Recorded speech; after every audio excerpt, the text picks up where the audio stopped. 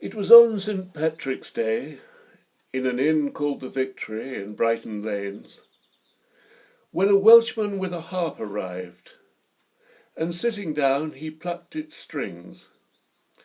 As pint after pint of the good black stuff he imbibed, foaming at the mouth as he did, whilst verses in the old Welsh tongue gurgled in his throat and rolled off his tongue, as he glared with contempt at St. Patrick's crew, thronging the bar and slurping the brew.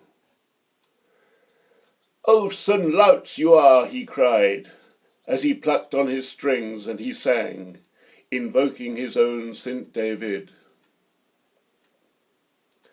By the time the hour was well advanced, and our bard from Wales was nodding in his cups, his beard full of foam and his specs skew whiff, and banishing Patrick to the depths of hell, whilst crying out, "David is the king of all," the equally oiled landlord, who happened to be from Dublin City, and hey-ho, no surprise, full of the liquid up to his eyes, invited the minstrel to pass the night in a room upstairs made ready for him, with a bed and a basin to spend a penny, and he wouldn't charge him a cent, not for a fellow Celt with his money spent.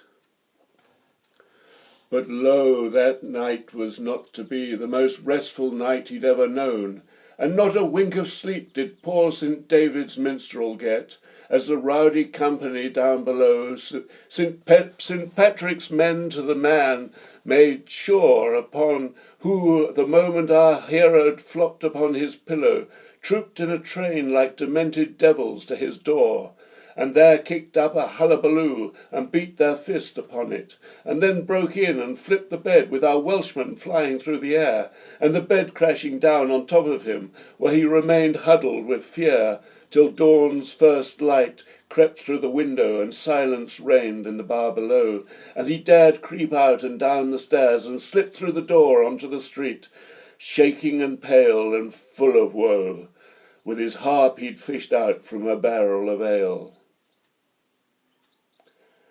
Aye, that was the tale I'd heard recounted in the taverns and inns throughout the land.